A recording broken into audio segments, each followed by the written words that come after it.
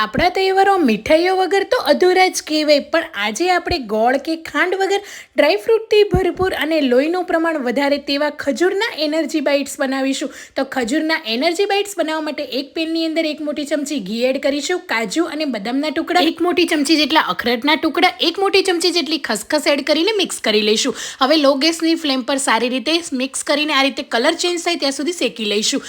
પ્લેટની અંદર ઠંડુ કરી લઈશું. હવે ફરીથી પેનની અંદર 1 મોટી ચમચી ઘીની અંદર 300 ગ્રામ જેટલા ખજૂરના બીજને કાઢીને કટકા કરીને આ રીતે મેશ કરતા જઈશું. 5 થી 7 મિનિટમાં સરસ રીતે ખજૂર મેશ થઈ જશે એટલે શેકેલા બધા ડ્રાયફ્રૂટ એડ કરીને મિક્સ કરી લઈશું. બટર પેપર કે થાળીની ઉપર આ રીતે ખસખસ એડ કરીને આ રીતે જે ખજૂરનું મિશ્રણ બનાવ્યું એને રોલ કરી લેવાનું છે, જેથી ઉપર ખસખસનો કોટિંગ થઈ જાય. હાથની મદદથી આ રીતે ટ્રાયેંગલ શેપ આપી દેવાનો છે. તમે આના રોલ પણ બનાવી શકો છો. હવે ફોઇલ પેપરને આ રીતે વીંટાળીને સારી રીતે ફોલ્ડ કરીને ફ્રીઝની અંદર આપણે અડધો કલાક સેટ થવા માટે મૂકી દઈશું અને એ પછી મીડિયમ સાઇઝના પીસીસ કરી લઈશું. તો એકદમ ટેસ્ટી એવા એનર્જી ખજૂરના બાઇટ્સ તૈયાર છે. તો તમે પણ જરૂરથી ટ્રાય કરજો. તમારા બાળકોને 1 થી 2 ટુકડા દિવસમાં આપી દીધા ને તો લોહીનું પ્રમાણ પણ વધશે અને ખાવામાં પણ એટલા ટેસ્ટી અને હેલ્ધી રહેશે. Thank you for watching.